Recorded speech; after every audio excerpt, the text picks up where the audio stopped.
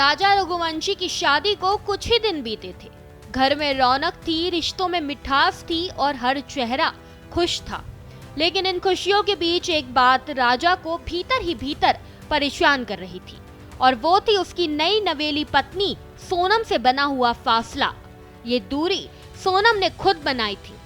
Police सूत्रों की माने तो सोनम ने शादी के बाद राजा से साफ कह दिया था कि जब तक वे दोनों कामाख्या देवी के दर्शन नहीं कर लेते वे राजा के करीब नहीं आएगी।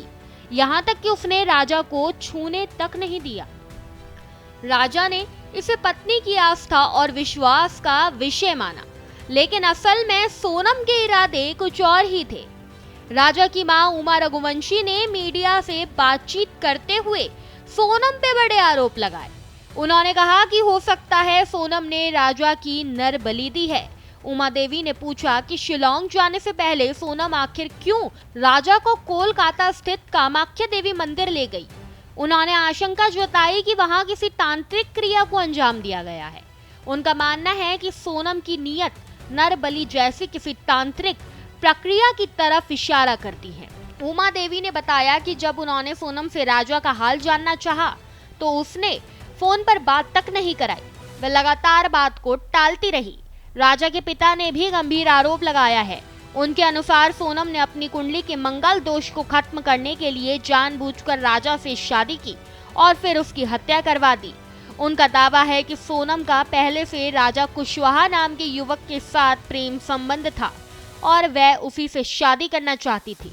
उन्होंने कहा कि शादी के बाद राजा की मौत से सोनम की कुंडली का दोष खत्म हो जाएगा और वह अपने प्रेमी से शादी कर लेगी। हालांकि कुछ ज्योतिष आचार्यों ने इस धारणा को खारिज किया है। उनका कहना है कि पति की मृत्यु से मंगल दोष समाप्त नहीं होता, ये केवल एक भ्रांति है। पुलिस की जांच में सामने आया है कि राजा कुशवाहा, जो सोनम के पिता के फर्नीचर शोरूम में अकाउंटेंट था, सोनम के प्रेम में था और उसी के कहने पर हत्या की साजिश में शामिल हुआ। हालांकि राजा की मां और बहन ने मीडिया के सामने आकर दावा किया कि राजा और सोनम के बीच केवल मालिक और कर्मचारी का रिश्ता था। पुलिस जांच जारी है, लेकिन इस पूरे मामले में समाज और परंपराओं को लेकर कई गंभीर सवाल खड़े कर दिए गए हैं। इस खबर में बस इतना ही। ऐसे ही तमाम खबरों को जानने के लिए देखते रहिए भारत एक्सप्रेस।